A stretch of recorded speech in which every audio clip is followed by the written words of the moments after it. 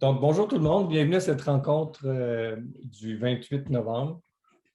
Euh, J'appelle ça d'habitude les rencontres de Québec Arma. Donc, bienvenue à cette rencontre où j'ai eu le plaisir aujourd'hui d'accueillir une dame vraiment charmante avec qui j'ai pris de l'avance un peu. J'ai discuté avec elle cette semaine pour briser la glace parce que j'étais sincèrement un peu intimidé quand je rencontre des gens d'expérience, des gens qui sont là depuis tellement longtemps.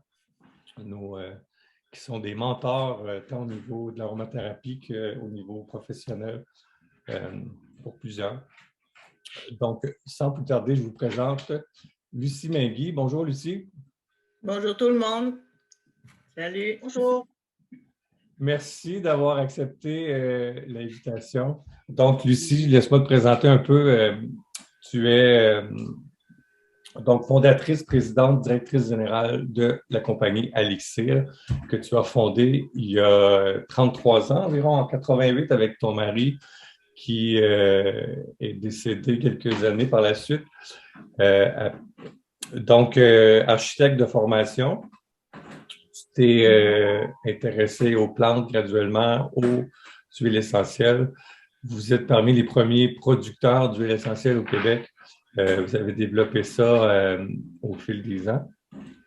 Est-ce que tu peux je pense que tu vas être mieux placé que moi pour présenter l'entreprise. J'aimerais ça que tu nous parles. Qu'est-ce que c'est Alixir aujourd'hui? Combien il y a d'employés? Comment ça fonctionne? Qu'est-ce que vous faites? Vos principales activités? Bonjour tout le monde. Évidemment, c'est une longue histoire. Je vais essayer de la faire courte. Il y a le début, comme tu disais, on a commencé en 88 avec notre première cuve. Mais c'est une histoire de hasard de la vie puis d'amour qui s'est progressivement développé pour les huiles puis les produits naturels en général aussi. Mais c'est un domaine qui était, à l'époque où on a commencé, c'était non développé. L'aromathérapie n'était pas du tout à l'ordre du jour. Il y avait très, très peu là-dessus. Puis, mettons, sur le marché, il y avait quand même des huiles essentielles qui se faisaient au Québec, mais destinées à l'industrie, genre Vicks Vaporub, genre produits de nettoyage, Lestoil et compagnie. Puis, nous, on s'est tout de suite intéressé davantage aux huiles destinées à l'aromathérapie, c'est-à-dire avec une méthode d'extraction qui est plus, mettons, plus soigneuse de l'origine de la plante puis du biologique. Puis, d'entrée de jeu, on a compris tout de suite là, que quand on concentre des ingrédients d'une plante, on ne veut pas concentrer de la cochonnerie, donc on est allé en bio tout de suite. On n'a jamais fait autrement. OK. Mais là, tu me parles déjà de comment ça a commencé, mais parce qu'il y a peut-être des gens qui connaissent moins Alixir ou connaissent moins ce que vous faites. J'aimerais ça qu'on commence par le présent. Présentement, c'est quoi Alixir? Vous êtes installé à Grondines. Okay. Vous êtes avant tout un producteur d'huile essentielle, c'est ça? C'est une équipe de combien de personnes à Alixir présentement, comme entreprise? En ce moment, on est 24. On a déjà été 34. On a eu à restreindre nos activités à cause des récents événements et des restrictions qu'on connaît. Mais la vocation de l'entreprise, c'est de produire et distribuer des huiles bio spécialisées. On est vraiment axé sur les résultats en aromathérapie. C'est ce qu'on cherche toujours à sélectionner dans nos choix de production ou d'importation. OK. Donc, avant tout, c'est vraiment pour l'aromathérapie, le thérapeutique. Donc, ça veut dire, parce que vous importez beaucoup d'huiles essentielles, les huiles essentielles, vous exportez, je veux dire, votre marché à l'étranger, c'est vraiment pour l'aromathérapie aussi, donc ce n'est pas nécessairement pour l'alimentaire ou la parfumerie, par exemple? On n'exclut pas ces deux domaines-là qui sont vraiment intéressants aussi. Là, c'est quand on n'est pas malade, on peut aimer ça quand même, tu sais, vois-tu. Avec l'alimentaire et la parfumerie, on aime ça, tu sais. Fait que ça, c'est pas dédaigné, là. Je trouve ça particulièrement intéressant, là. Mais dès le départ, on veut quand même des huiles qui sont authentiques et efficaces. Tu sais. Dans tous les domaines, finalement, on est toujours gagnant d'avoir de la qualité. Mais en aromathérapie, c'est particulièrement important parce que si tu n'as pas de qualité, tu n'as pas de résultat. Oui. Donc, c'est entreprise familiale. Tu as eu, si ce n'est pas indiscret, demander combien vous êtes, combien tu as d'enfants, en fait. Parce qu'on connaît Estelle et Rachel qui participent à l'entreprise, mais j'imagine que les autres enfants ont travaillé aussi dans Oui, les... pratiquement tout le monde s'est impliqué. Puis on a eu 7 enfants. On a eu une fille, un garçon, puis ensuite 5 filles. Okay. Puis l'ensemble de toutes ces personnalités-là se sont impliquées toujours à un moment ou à un autre. Mais ceux qui sont actuellement encore actifs, là, c'est Estelle, puis Rachel encore aussi. Là. Donc, tous les enfants ont goûté à l'aromathérapie, aux soins de la maman avec les huiles essentielles, j'imagine? Mes premiers cobayes. Les premiers cobayes? Oui. C'est sûr qu'on a commencé par s'en servir. C'est là que c'est devenu convaincant parce que si on n'expérimente pas, on n'a pas cette expérience vécue pour valider nos lectures, nos informations glanées à gauche et à droite, toutes les indications et propriétés qui sont indiquées dans la documentation, ben, il faut valider ça. Pour être vraiment convaincu, il faut l'essayer. Quelqu'un qui fait juste lire, il n'est pas convaincu. Il est croyant, mettons. Une de mes premières rencontres comme ça que j'ai fait sur Zoom, c'était avec Estelle, d'ailleurs. Je pense qu'elle n'était pas enregistrée à l'époque, donc j'ai pas de... Vous pouvez me croire, là. La rencontre a bien eu lieu, puis plusieurs y ont assisté, mais je n'ai pas d'enregistrement. Mais Estelle, il me semble qu'elle m'avait dit que vos synergies que vous vendez, là, les complexes, dans le fond, ça vient au départ, ça a été expérimenté sur eux. C'est toi qui les as confectionnés, ce que vous vendez comme complexe 25, 34, tout ça? Bien, le complexe 25, effectivement, il est particulièrement associé à Estelle là, parce que la période de Noël, là, le 25 décembre, c'était la période des contagions. Puis quand tu as plusieurs enfants, ils se la passent, évidemment, la grippe du temps des fêtes. Fait que ça se résumait que le temps des fêtes, ça se passait à soigner des enrhumés, des grippés. Puis là, il y a une année, j'avais eu de la documentation, j'avais eu des livres, puis j'avais compris que je pouvais utiliser les huiles pour prévenir, soigner. Alors, j'ai dit, cette année, je fais un complexe pour la grippe du temps des fêtes. C'est devenu le complexe 25. Pourquoi 25? Ah, c'est 25 décembre, dans le fond. Oui, c'est le 25 décembre, c'est ça. Il n'y a pas 25 huiles dedans. Mais Estelle, c'était mon testeur. Puis, parce que, tu sais, quand tu soignes avec les huiles essentielles des enfants, il faut d'abord que ça goûte bon. Sinon, ils ne sont pas malades, ils se cachent en dessous des lits et ils disent non, non, ça va mieux, donne-moi pas ça. C'est comme n'importe quel remède qui ne goûte pas bon. Fait que là, le complexe 25, il a gagné l'approbation des enfants, et en particulier Estelle. Elle aimait ça. Elle appelait ça la goutte forte. Dans ce temps-là, elle avait 4 femmes. OK. Puis là, l'idée de le mettre sur le marché, c'est parce qu'il y avait de la demande ou vous avez vu un potentiel? Comment c'est arrivé? Bien, ça nous a fait tellement de bien qu'après ça, les gens s'informent, ils demandent. Puis la grande majorité des préparations qui ont été faites chez nous, ils viennent d'une demande de quelqu'un. On pourrait quasiment mettre un nom sur chacune. Là. C'est quelqu'un qui a demandé. Mais ce n'est pas toujours mes enfants qui étaient malades. Il y en avait d'autres aussi. Là. OK. Puis là, 25, on comprend le 25 décembre, mais là, complexe 34, 44, 63, 95, c'est pourquoi ces chiffres-là? Est-ce qu'il y avait un lien? Ceux-là sont vraiment, ils ont été numérotés par ordre d'arrivée. OK. Mais donc, ça veut dire que vous en avez fait plus d'une centaine? Il y en a qui ont parti puis qui sont revenus? Oui, c'est ça. Il y en a qui ont été vraiment plus adoptés, qu'on a maintenus, puis qu'on a offert. Là, le principe de ces préparations-là, c'est des officines. Mettons, c'est préparé au cas par cas, normalement, des officines. Puis, tous les thérapeutes ont le droit de préparer des officines pour leur clientèle. Ils font des recettes spécifiques pour un consultant qui vient leur demander un service. Là.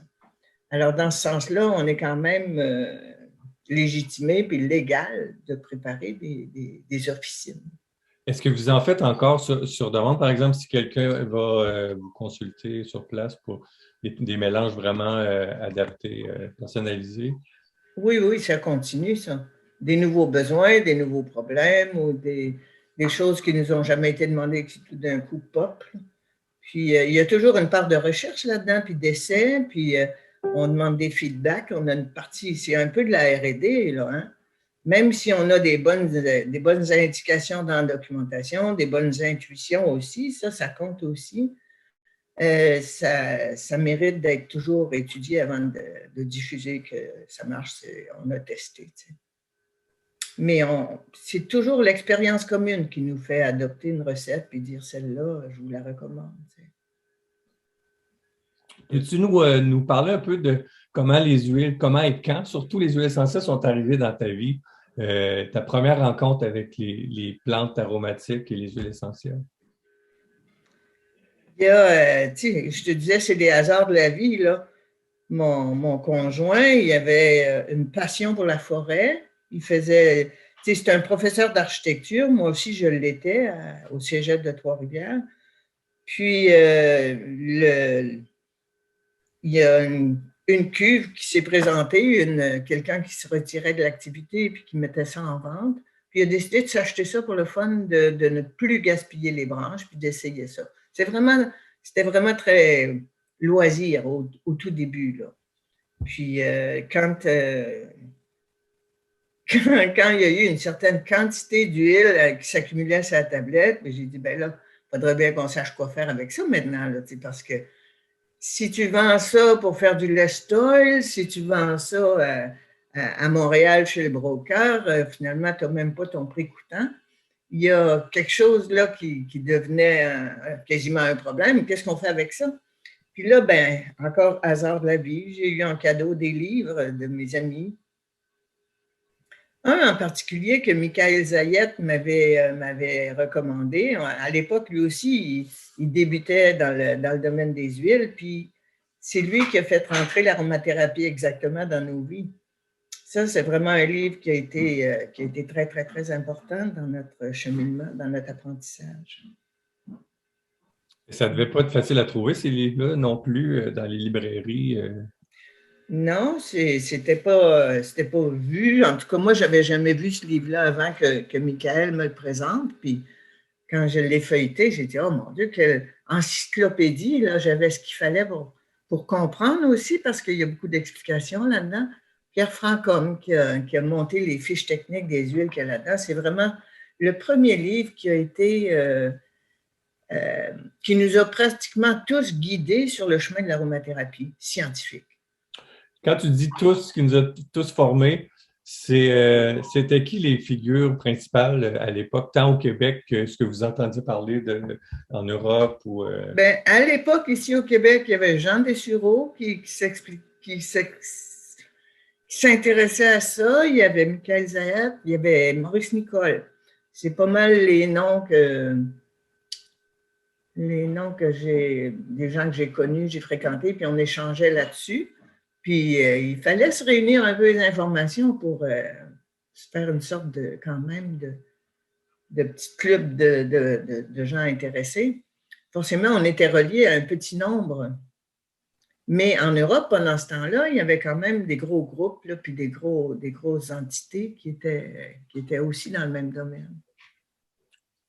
Et puis, au niveau de la distillation, où vous preniez vos informations? Je comprends qu'au départ, c'était pour vous amuser, puis ton mari avait acheté une cuve, puis là, vous êtes mis à distiller les conifères.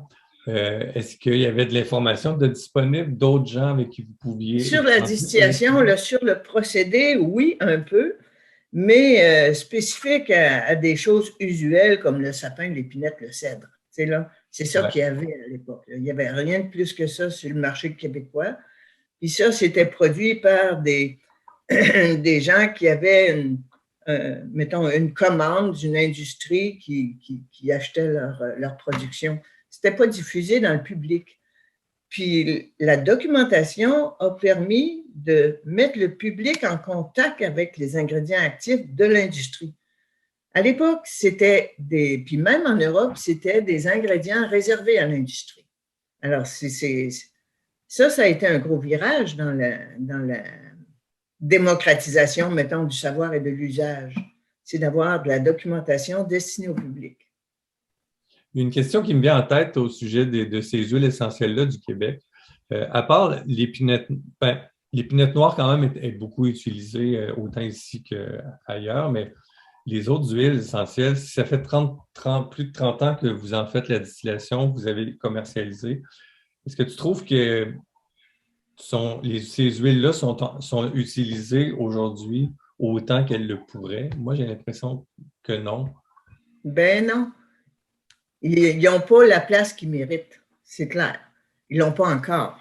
Malgré toutes ces années-là, ça reste la lavande qui est la plus populaire. Tu sais, ça reste les huiles d'Europe parce que toute la documentation qui est la plus vulgarisée nous provient de France ou des États-Unis ou d'Angleterre. C'est des domaines qui ont été… Il y a eu beaucoup d'écriture là-dessus, il y a beaucoup de livres là-dessus, de vulgarisation, mais ça fait état de 25-30 huiles, des fois seulement, puis les huiles les plus connues, les plus populaires. Celles du Québec, ils ont encore à faire un chemin là, pour être vues, connues, comprises. C'est quelle huile essentielle du Québec, selon toi, gagnerait à être plus connue et plus utilisée? Ça, c'est dur à dire. Je ne veux pas en pointer une, je les aime toutes, mais pour des raisons différentes ou pour des fonctions différentes. Puis c'est difficile de dire une plus que l'autre, là. Mais vraiment, moi, ma préférée, juste pour le plaisir d'en mettre partout tout le temps, c'est le sapin baumier, tout simplement. C'est l'huile la plus ordinaire de toute la catégorie, mais la plus charmante à mon goût, là. Mais je dois avoir gardé mon cœur d'enfant, puis le sapin de Noël, j'aime encore ça, là. Oui, c'est ça, c'est des odeurs qui sont reliées à des émotions, à des événements. Par exemple, c'est quoi l'huile essentielle que vous exportez qui est la plus en demande à l'étranger? C'est l'épinette noire qui est la plus connue, la plus recherchée. Elle est dans l'aromathérapie exactement, donc elle est connue en Europe. Fait que ça est connu aussi aux États-Unis. Alors, la demande pour celle-là est assez importante en quantité, là. Il y a pas mal de monde qui font des préparations avec. Elle a une fonction extraordinaire là, qui est d'être cortisone-like. Ça, c'est vraiment intéressant. Dans le domaine des produits naturels, c'est une fonction qui permet de la sélectionner comme ingrédient actif dans un paquet de recettes. Dans quel pays vous exportez vos huiles essentielles comme ça? Les Ben, c'est principaux. un peu partout, hein. On a de la demande d'Asie, de la demande des États-Unis, de la demande d'Europe. C'est un peu partout. Une qu'on a popularisée, là, puis qu'on est très, très fiers d'avoir mis sur la place publique, c'est le thé du Labrador. Le thé du Labrador, avec ses fonctions reconnues anticancéreuses, il y a eu des études là-dessus, antitumorales. Puis, c'est un équilibrant du système lymphatique aussi. C'est vraiment une huile précieuse en aromathérapie, recherchée aussi. Et celle qu'on fait ici au Québec n'est pas semblable à ce qu'il y avait en Europe, comme l'Edum groenlandicum. Il y en avait une variété qui poussait dans les pays scandinaves. Oui. Puis, mais ce n'est pas le même chémotype du tout. On a un chémotype qui est plus fruité, plus intéressant aussi et plus actif en termes de composants. Le thé du Labrador québécois, il a été vraiment placé dans le domaine de l'aromathérapie sur la charte des indispensables. Mais pas pour les débutants, mais dans le domaine thérapeutique qui est très recherché. Parce que c'est quand même une huile essentielle assez dispendieuse. Pour nous, déjà, j'imagine qu'à l'étranger, ça doit être aussi des huiles, pas nécessairement pour le grand public, c'est des huiles un peu plus pointues pour, comme tu dis, les gens qui sont dans le thérapeutique. Ouais. C'est pas celui qu'on trouve dans les produits de diffusion parce que justement, il est cher, mais on le trouve dans les recettes thérapeutiques importantes. Il y a vraiment, à son sujet, là, la sève à Chicoutimi, avec qui on a travaillé d'ailleurs au début, là, les chimistes de l'époque, Guy Collin puis François-Xavier Garneau, qui étaient nos mentors de la distillation, là. Et eux autres, ils faisaient de leur côté parce que Guy Collin, c'est un Français qui est arrivé ici avec une culture sur les produits aromatiques, la distillation et les huiles essentielles. Il y avait ça dans son bagage. Alors, dans le département de chimie de l'Université du Québec, lui, il a développé un organisme, la sève. Ça, c'est le laboratoire d'analyse et d'extraction des essences végétales. Puis, il a développé une expérimentation des huiles de la région du Lac-Saint-Jean. Il avait repéré le myrique baumier, le thé du Labrador, le peuplier baumier, sapin épinette, évidemment, thuya, Tanésie vulgaire. En fait, il a exploré, comme un bon chimiste curieux, il a exploré le potentiel de sa région, puis il a fait des pré-tests.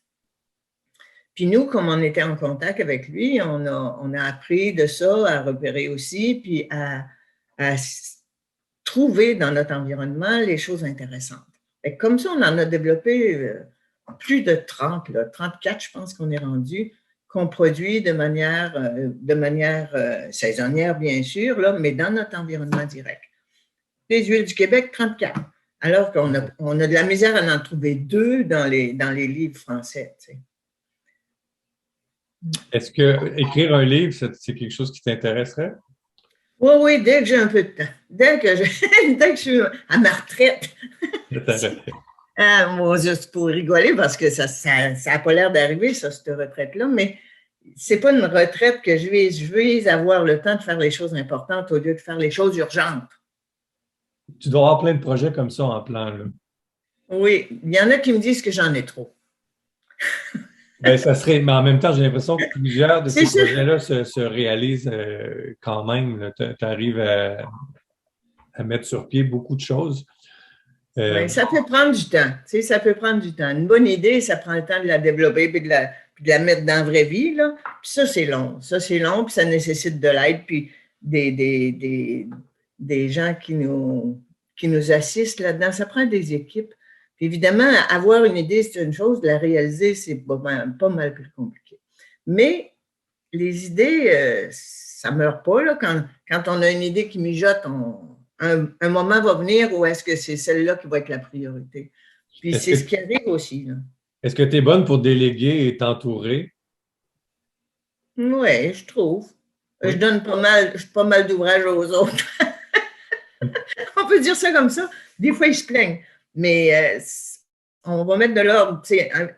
On apprend quand même à prioriser des choses. Veux pas, il y en a tellement d'idées. L'aromathérapie, c'est incroyable. Les huiles essentielles, c'est incroyable. C'est bon pour tout. Comment tu fais pour gérer la multitude de possibilités?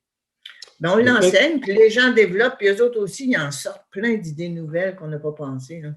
Parmi les choses que vous avez développées, entre autres, il y a l'aspect culinaire, là, les arômes de sabbat. Les huiles gastronomiques, c'est la même chose, ça? Oui, ça, c'est une idée, qui est venue à l'usage. C'est des huiles diluées. Ils sont dilués d'une façon graduée pour être utilisables à l'échelle d'une maison, de l'échelle domestique, là, parce que ça fait longtemps que dans l'industrie, les huiles essentielles sont utilisées comme aromates. Ça fait très longtemps. Mais c'est l'industrie qui fait ça. Les particuliers, ils ne savaient pas ça. Mais quand c'est marqué arôme naturel sur une liste d'ingrédients, vous pouvez la plupart du temps conclure que c'est des huiles essentielles qui font l'arôme de l'ingrédient en question. La cuisine industrielle utilise beaucoup ces huiles-là parce que, premièrement, elles sont stériles, donc ils sont sanitaires, c'est important. Et puis, ils sont faciles à doser, mesurer. Tandis que des herbes en poudre, souvent, ils ont été fumigés là, pour éliminer les pathogènes. Ils ne sont pas stériles, ils ont un paquet de problèmes en perspective quand ils ont ça. Donc, c'est un ingrédient que, pour nous aussi, c'est intéressant, sauf qu'il fallait trouver le moyen de réduire ça pour que ça soit facile à l'échelle domestique. Le bon dosage, le bon pourcentage de dilution. Oui, c'est pour ça qu'on les a dilués. Parce que sinon, on passe tout droit facilement. Avec une goutte de trop, on vient de gâcher le plat. Hein?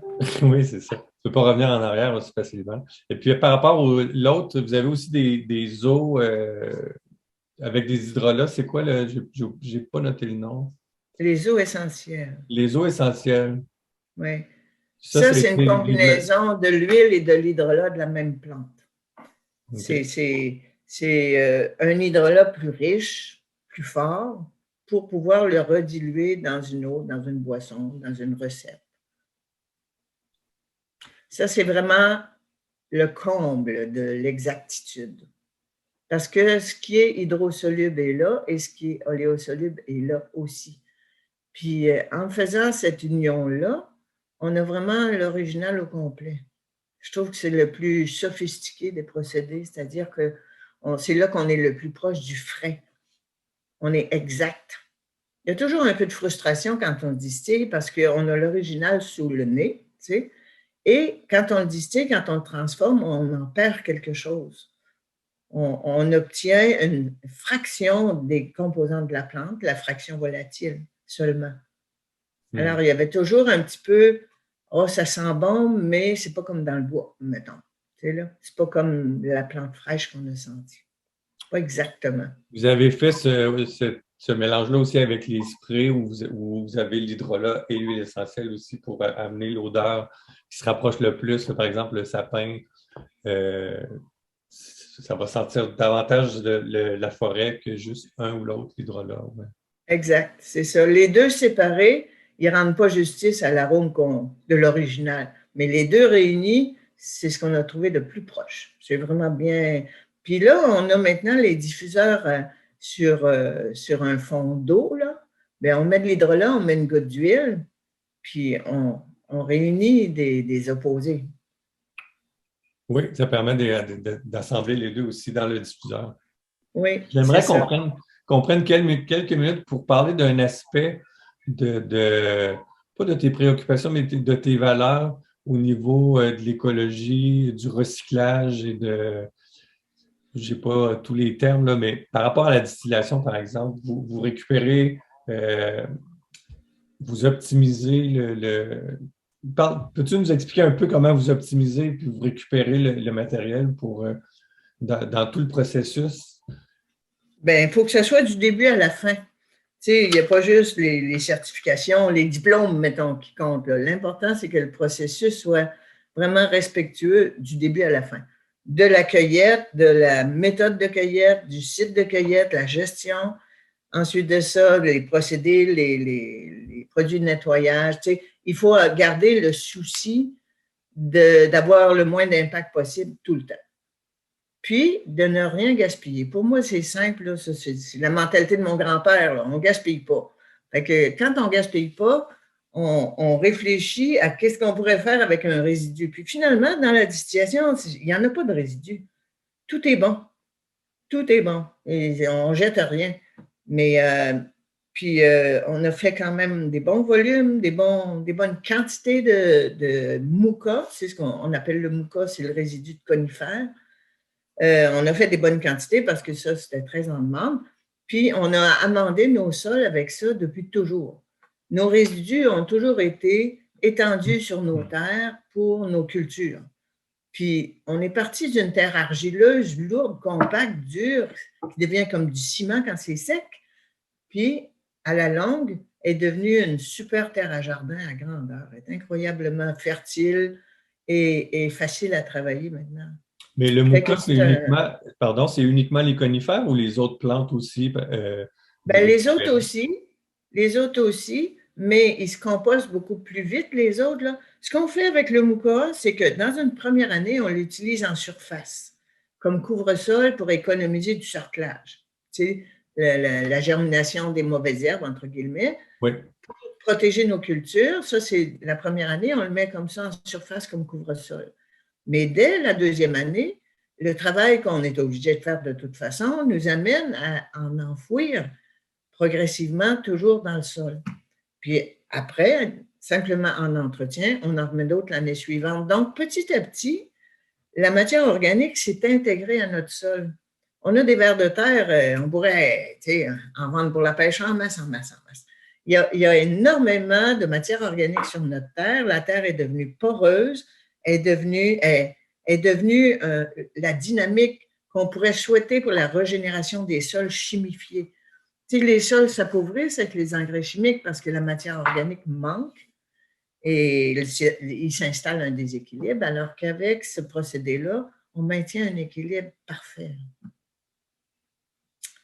Fait que il n'y a rien qui se perd, absolument rien. J'aimerais maintenant qu'on parle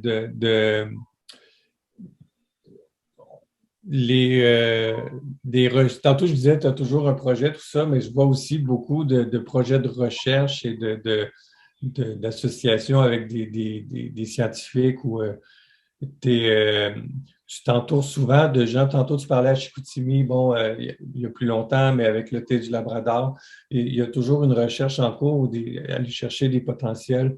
Euh, Peux-tu m'as parlé dernièrement d'un projet de recherche sur les virus? Peux-tu nous parler un peu de ça? Oui, la grande nouveauté, les huiles essentielles détruisent les virus. En fait, ce n'est pas nouveau, on avait ça dans la documentation, mais là, on a des preuves du Québec qui mettent en évidence les fonctions antivirales des huiles, principalement d'ici, mais d'ailleurs aussi que j'ai fait tester. J'ai connu Mme Monique Lacroix dans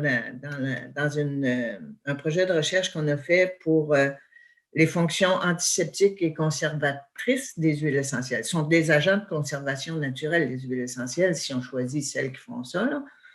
Puis, Mme Lacroix, qui est dans l'hygiène alimentaire, elle était spécialisée dans ce domaine-là, elle avait déjà un projet de recherche où elle faisait état de très petites quantités nécessaires pour contrôler les différentes bactéries pathogènes dans le domaine alimentaire.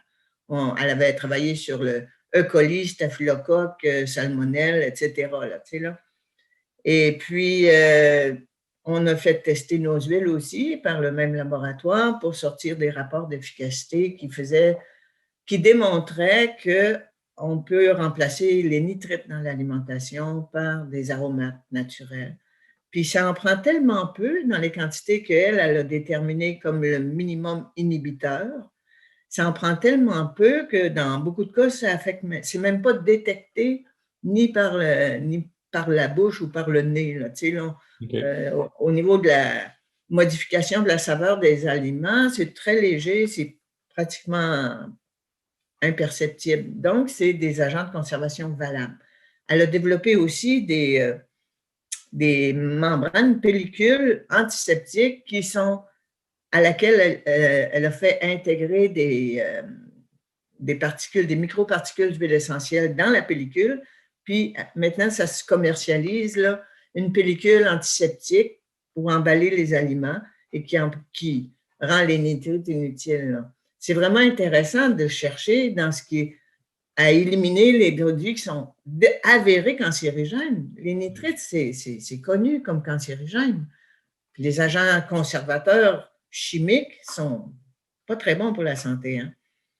Fait que, fort de cette expérience-là, avec Mme Lacroix, quand j'ai appris qu'on avait droit à 100% de subvention à cause de la pandémie, le gouvernement a lancé des programmes de subvention à 100% pour l'industrie pour chercher des solutions. Alors, bon, les vaccins ont été développés avec ça, 100% subventionnés par le contribuable, le fédéral, puis le provincial y a été aussi de subvention. Puis nous autres, on a soumis un projet, Mme Lacroix a accepté l'idée, soumis un projet qui a été accepté, puis on a eu le salaire d'une étudiante en maîtrise pendant 2 ans pour, au début, tenter de démontrer qu'il y a des huiles essentielles qui sont capables de contrôler les COVID des compagnies, les coronavirus. Alors voilà, c'est ça que ça a donné. Mme Lacroix a reçu 42 échantillons que je lui ai fait parvenir. Là-dessus, il y en a 18. Il y en a 18 qui se qualifient comme efficaces contre les coronavirus. Ça, c'est le test qui était visé. C'est ça qu'on voulait savoir. Alpha nous dit, professeur Lacroix est une experte dans le domaine. J'imagine que ce partenariat sera merveilleux. Oui, c'est ça. Effectivement, Mme Lacroix, c'est vraiment quelqu'un qui est très, très, très reconnu, très réputé pour sa méthode, sa connaissance et tout et tout. C'est une personne, c'est la veuve de Armand Frappier, qui a créé l'Institut Armand Frappier à Montréal. Ouais. Centre de recherche qui visait à développer la science pour améliorer la qualité de vie de l'humanité. C'est vraiment bien orienté sur des valeurs humaines qui cherchent à rendre service aux humains par la recherche, la connaissance. Donc, on est comme ça, nous aussi, on est des fans de la science.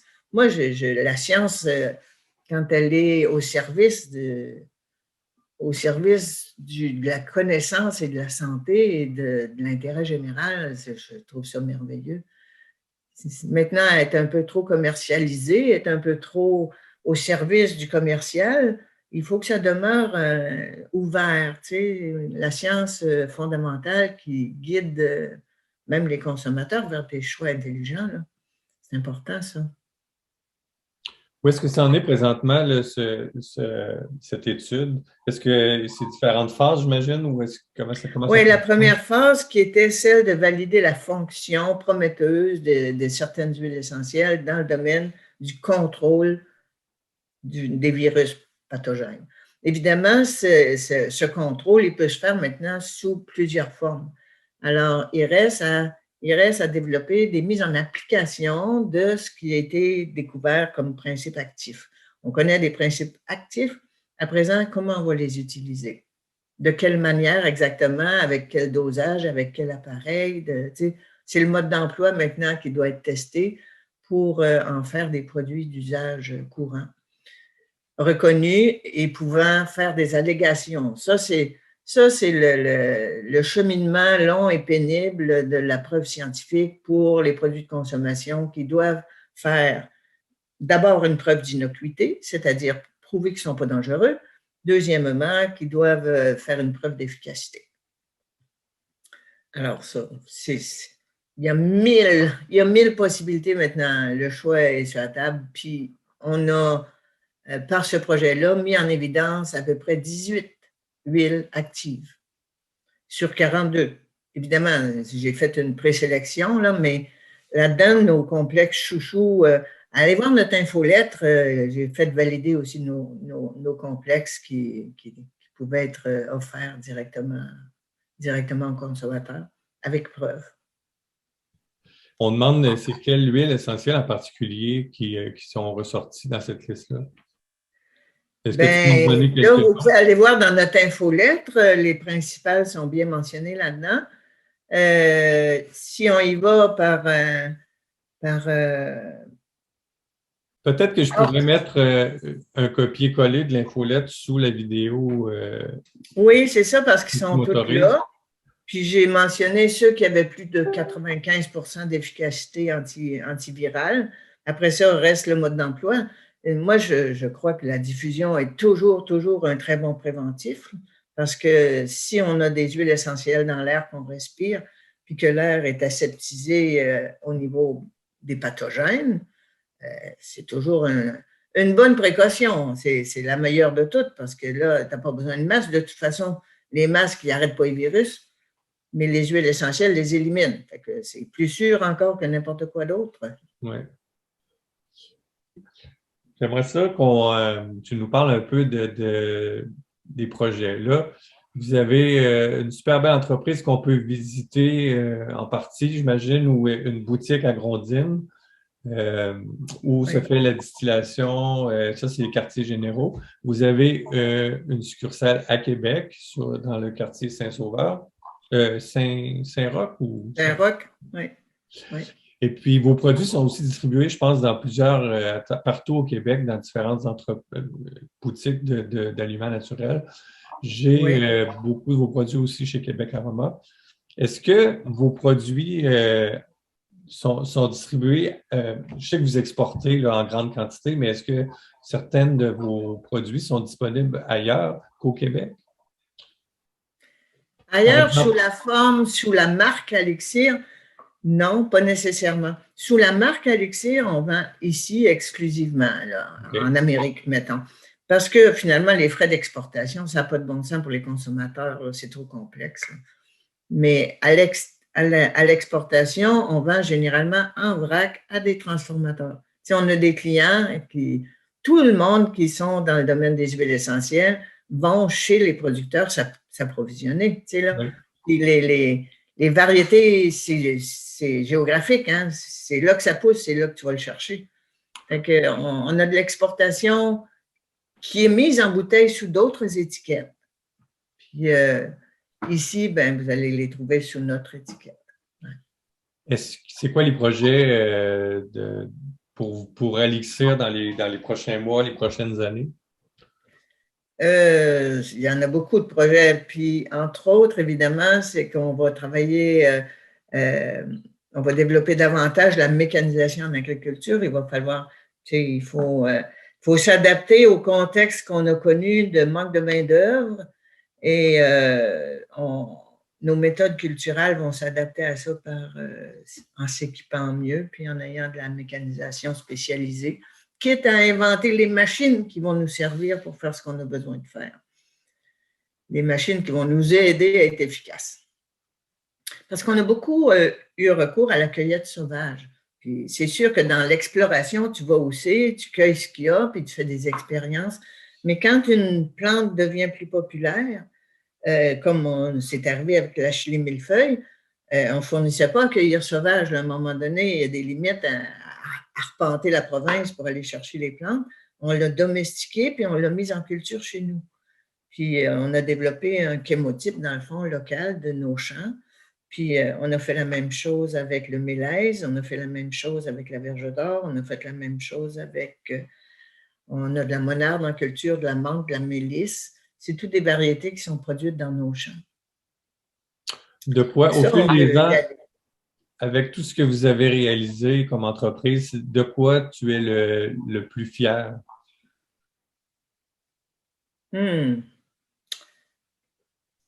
Peut-être notre contribution au développement du domaine des huiles essentielles au Québec. Ça, on peut dire que c'est une fierté, que je suis contente qu'il y ait plus de monde qui soit dans le domaine maintenant. Puis, on a tapé la piste. Maintenant, il y a plus de producteurs, plus de distributeurs, plus de transformateurs qu'il y en avait il y a 30 ans. Il y a 30 ans, il n'y en avait vraiment pas beaucoup. C'était l'industrie ou rien. Là, le domaine s'est diversifié. Il y a plein de monde qui font de la qualité, qui font du bon travail et qui ont un discours multisource. Là, il y a plus de monde qui en parle, il y a plus de monde qui le dit, il y a plus de monde qui fait la promotion des huiles. Premièrement, évidemment, dans l'intérêt du commerce, mais pas seulement ça, dans l'intérêt de la connaissance. Les gens connaissent les huiles maintenant. Là, on parle des huiles essentielles, ils ne nous disent pas des quoi. Avant, ils nous disaient ça. On fait des huiles essentielles, des quoi? C'était vraiment même pas nommé. Est-ce que d'une certaine façon, il pourrait en avoir trop d'huiles essentielles? Est-ce que c'est trop accessible et peut-être mal utilisé? Ou c'est une bonne chose malgré tout? Il faut beaucoup axer sur l'éducation, l'information, la connaissance. Il faut que les gens se qualifient pour être indépendants et autonomes. Il faut qu'ils soient qualifiés pour utiliser. Mais ça, ce n'est pas si difficile que ça en a l'air. Il faut qu'ils s'achètent des livres, il faut qu'ils se documentent, il faut qu'ils s'informent. Puis, il y a beaucoup, beaucoup de renseignements qui sont disponibles maintenant. Par contre, des fois, il y a des mises en garde qui sont démesurées, puis il y a des conseils qui ne sont pas donnés, qui devraient être donnés. Évidemment, quand on regarde ça, on dit, hop, ici, ça comporte un risque. Mais plus les gens sont compétents, plus ils vont être indépendants et qualifiés pour s'occuper de leur propre santé. Puis c'est ce qui nous sert le mieux, évidemment. C'est ça là, qu'on a vraiment besoin, c'est de connaissances. Au lieu de prendre ce qu'on nous dit d'acheter, on va choisir avec intelligence. Est-ce que c'est dans tes projets aussi de partager ces connaissances que tu as et dans l'enseignement, dans des conférences, ou est-ce que c'est quelque chose que tu fais déjà? Oui, je me prépare à ça. Là. C'est sûr qu'en ce moment même, là, il y a une transition que je vois venir, qui va me libérer beaucoup, puis qui va me permettre de me consacrer aux choses, comme je disais tantôt, arrêter de faire des affaires urgentes, puis faire les affaires importantes. Les affaires importantes, c'est vraiment de partager ce qu'on a appris. À mon âge, c'est l'âge de partager, c'est l'âge d'enseigner. Puis là, je veux vraiment me consacrer à ça, avoir du temps pour ça. Puis ce que je trouve le plus important, le plus vital à partager, c'est la dimension énergétique, spirituelle même des huiles essentielles. Pour moi, les huiles essentielles sont des boosters d'énergie, boosters de conscience. C'est du concentré d'intelligence de la nature. Puis ça va nous aider à nous reconnecter à la nature.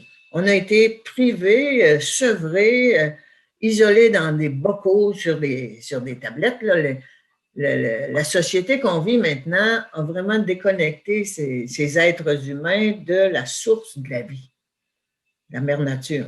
Puis ça, là, il est grand temps qu'elle reprenne sa place, là, puis qu'elle puisse nous rendre les services qu'elle est capable de nous rendre, puis gratuitement la plupart du temps. Tu sais, là, la nature a su nous mener où on est rendu. C'est pas le temps de l'abandonner, là. C'est pas le temps de la perte de vue, c'est de là que ça vient, toutes les solutions, là. Quelles sont les huiles essentielles qui t'accompagnent le plus dans ton quotidien ou dans ta vie, des huiles essentielles qui ont vraiment marqué, on parle d'énergétique, on parle de spiritualité, des huiles que tu affectionnes particulièrement? Mes préférés, mes chouchous, là, c'est une trousse de parfum énergétique qui m'accompagne partout. Ça, c'est avec moi comme un tarot parfumé, le conseil du jour. C'est quelque chose que tu as développé, cette trousse-là, que vous vendez chez Elixir, et puis que toi, tu la traînes vraiment partout, là, ça t'accompagne. Et parce que ça s'offre comme des bonbons. Tu sais, là, moi, personnellement, c'est devenu très, très familier comme ensemble de parfums. Puis, c'est ça, ça s'offre comme un bonbon. Donc, c'est des petits formats de synergie que tu as fait, que tu as préparé. Oui. Montre-nous-les si tu peux nous. Le petit sac, il contient des 9 parfums différents destinés aux 7 chakras, à la protection puis à la créativité. Ça en fait 9. Puis là, vois-tu, je pige le moment, celui-là, en ce présent moment, c'est le parfum numéro 5. Le parfum numéro 5 libère le chakra de la gorge et favorise la communication. C'est de ça qu'on parle, on parle. Oui. Tu vois? Je pige le 5. Il nous saute dans la main celui qu'on a besoin, celui qui correspond à l'énergie du moment qui va nous rendre service. C'est simple comme ça. Alors donc, ça s'offre comme des bonbons. Ça s'offre, c'est pour ça que je l'ai toujours avec moi. Puis je dis, en veux-tu une? C'est-tu le temps d'en piger une?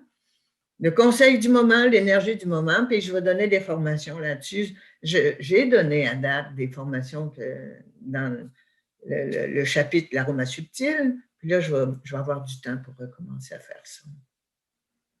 Ben écoute, on va suivre ça attentivement, puis on va se déplacer. Ça sera probablement à Grondines que tu vas donner ça, ou à Québec, ou les deux? Oui, si on peut le faire en personne, là, ça sera à Grondines de préférence. Mais sinon, je vais y aller avec Zoom. Je vais me déniaiser dans le mode numérique, là, parce que ce n'est pas mon préféré, mais si on ne peut pas s'en passer, je vais m'en servir. Ben, éventuellement, on sera capable aussi de se voir en personne. On se le souhaite. J'espère. Les odeurs, ils ne passent pas. Là. Ça, c'est une complication parce qu'on aime bien les plaisirs du corps là, avec ça. Là, hein? Ça fait qu'il y a une dimension, absente du numérique. Puis, il n'y a pas rien que celle-là, mais celle-là, c'est celle qui nous touche beaucoup. Là. Lucie, je te remercie beaucoup pour cette heure qu'on a passée ensemble. C'est un plaisir, puis pourquoi pas remettre ça dans le salut, Alpha, avec un sujet précis ou échanger sur d'autres thèmes, ça serait vraiment intéressant.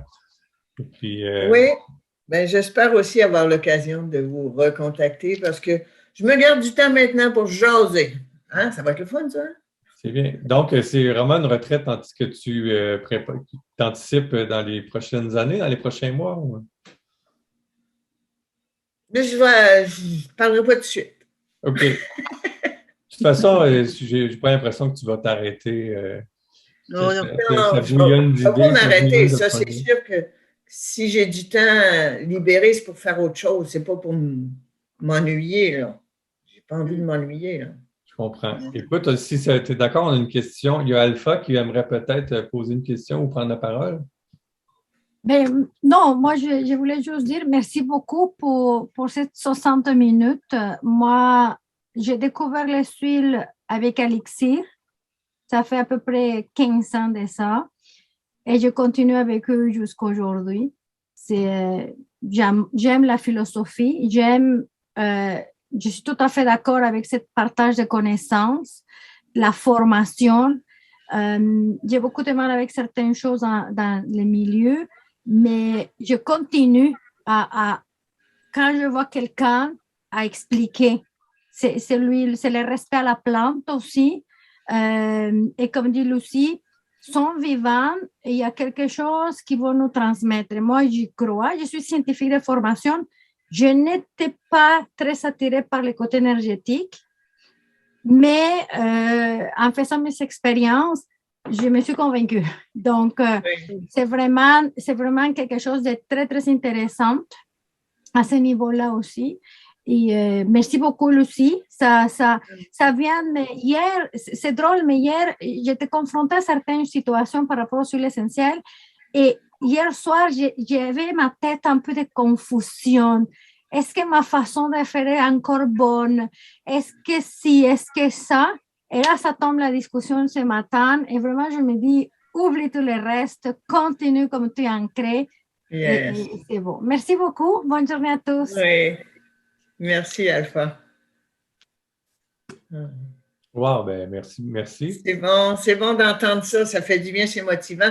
Puis justement, dans le silence, on a besoin, ça nous manque le feedback, le commentaire. Puis on a tellement de gains. C'est par les autres que j'ai appris. Par les autres. Tu sais, il y a des gens qui m'ont nourri. Il faut le faire, ça. On a absolument besoin de faire circuler l'information et la communication pour que réellement on s'enrichisse les uns les autres de toutes les expériences. On ne peut pas tout expliquer par la chimie. C'est clair, moi, j'ai été attirée d'abord par le côté scientifique de la chose, un peu comme toi, Alpha. Moi, j'ai une formation scientifique. À mon époque, on était plutôt porté vers la preuve scientifique, mais on ne peut pas tout expliquer comme ça. Puis maintenant, je dis que l'énergétique explique la molécule. L'énergétique fabrique la molécule, appropriée pour l'énergie qui est véhiculée et le message de la plante. En réalité, maintenant, je suis pas mal convaincue qu'avec l'énergétique, on touche plus grand, on touche plus vaste, on touche toutes les manifestations d'une vibration ou d'un désordre, tu sais, mais on va plus près de la source du problème. Puis les résultats sont incroyables. Hein? Avec des parfums, c'est incroyable ce qu'on peut faire. C'est fou, là. Ouais. Ça m'a vraiment ébloui dans mon parcours. Là. J'ai été émerveillée par cet aspect-là. J'ai hâte de le partager comme il faut, là, parce que c'est ce que j'ai vraiment l'intention de mettre mon temps là-dessus.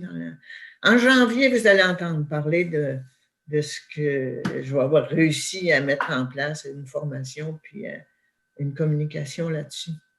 Lucie, j'espère que dans le futur, on aura justement la chance de profiter de ton expertise, ton expérience, tes connaissances, puis que les réseaux sociaux, Internet, tout ça, les possibilités technologiques puissent qu'on puisse, à travers ça, avoir accès à ta personne. Oui.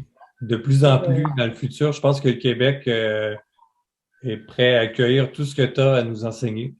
Et puis, même au-delà du Québec, c'est vraiment, la technologie le permet. Donc, j'espère qu'on va entendre parler de toi beaucoup plus. Et puis, je te remercie pour cette rencontre. Merci pour m'avoir invité. C'est ma nouvelle orientation. Là. Merci pour cette invitation parce que je pense que c'est le plus important en ce moment. C'est mon message à tout le monde, c'est la communication. Vraiment la communication. Puis là, depuis 2 ans, on a été très silencieux, là, les gens de produits naturels. Là. Mais le besoin est d'autant plus grand qu'il y a des alarmes, il y a des désordres. Donc, on va prendre notre place, on va se rassembler, s'informer et puis se développer comme communauté, je pense. Puis, oui. Développer notre réseau, notre force, notre communication, s'unir dans notre pensée, puis l'exprimer, parce que moi, c'est le silence qui a régné depuis 2 ans qui m'a vraiment bousculé puis mise au pied du mur de dire là, c'est ça la priorité. Là. Il ne faut pas que tout ce savoir-là se perde dans une espèce de découragement qu'il n'y a plus de place pour les produits naturels, il n'y a que de la place pour le pharmaceutique.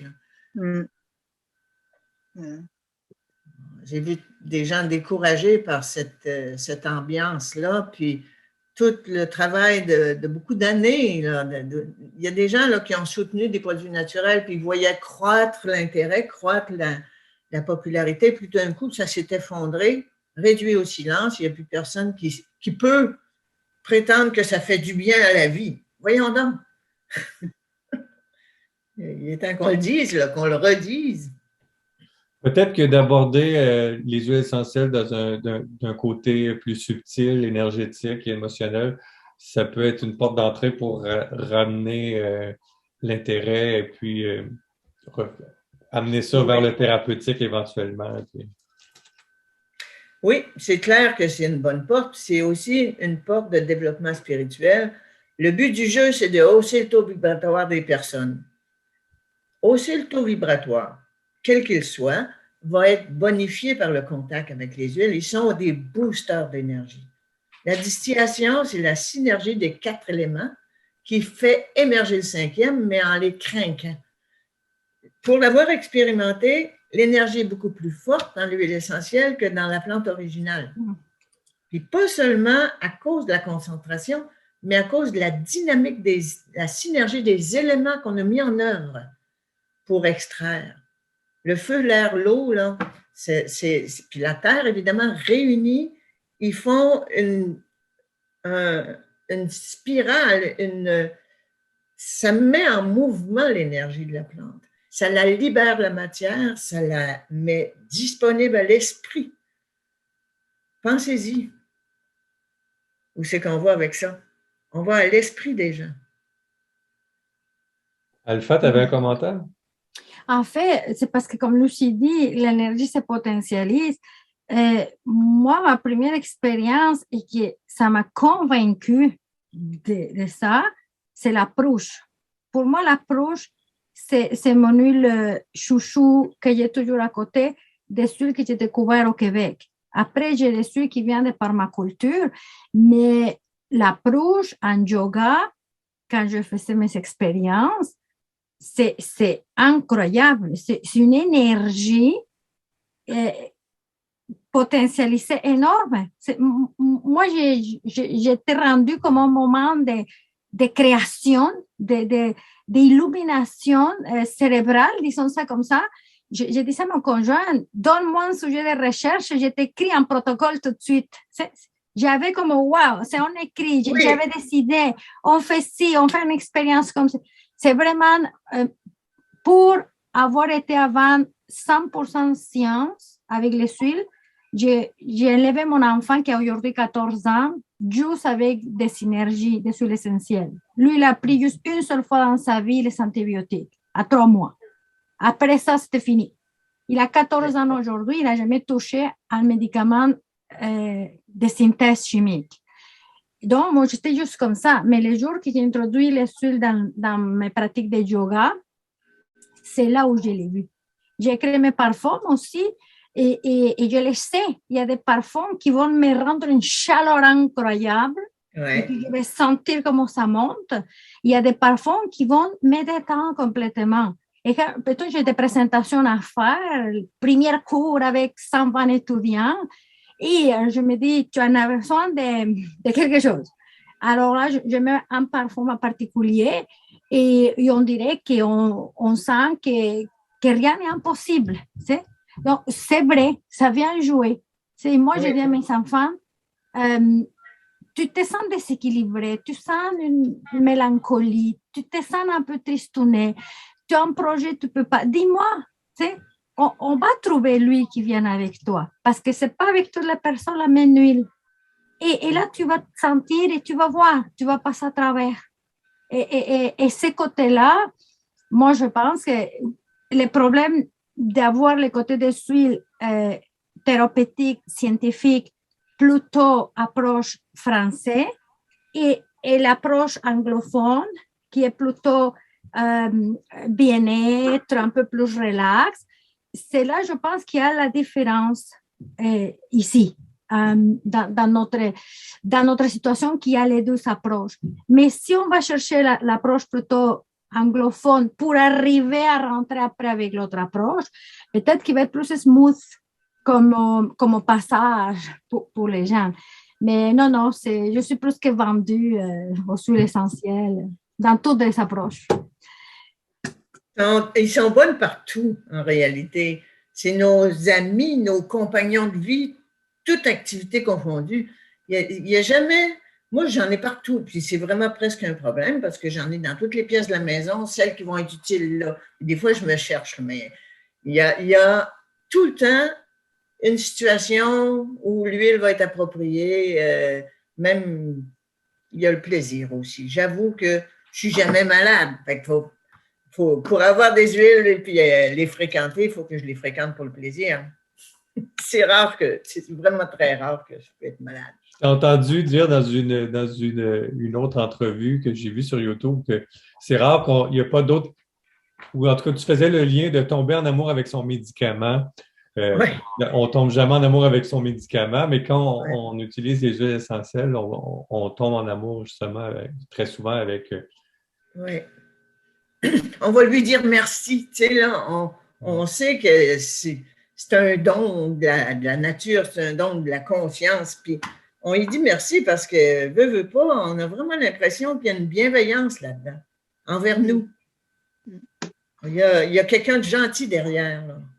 Les plantes sont vraiment gentilles. C'est ça, là, on peut comprendre ça, tout le monde. Hein? Elles sont bienveillantes.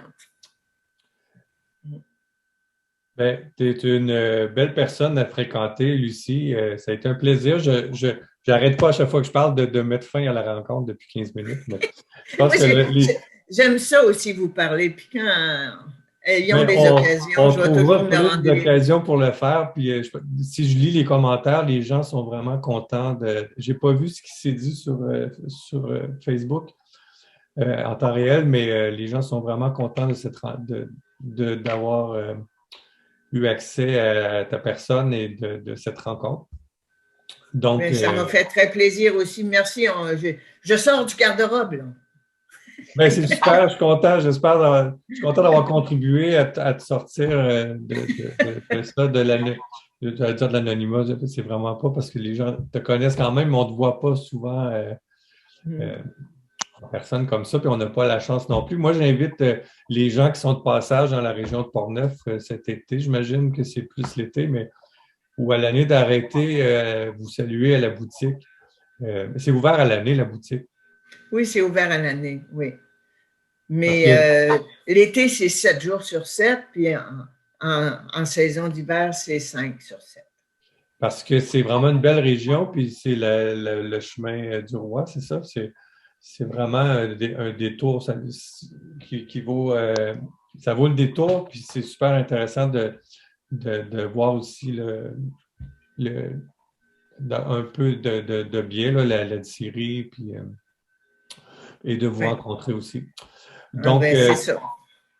Tout le monde est bienvenu. On aime bien expliquer, montrer, faire voir d'où ça vient. Tu sais, qu'est-ce qu'il y a derrière ces bouteilles-là? Là? On a eu un bel aperçu aujourd'hui. Donc, merci encore. Bonne journée tout le monde. Merci à vous. Bonne journée.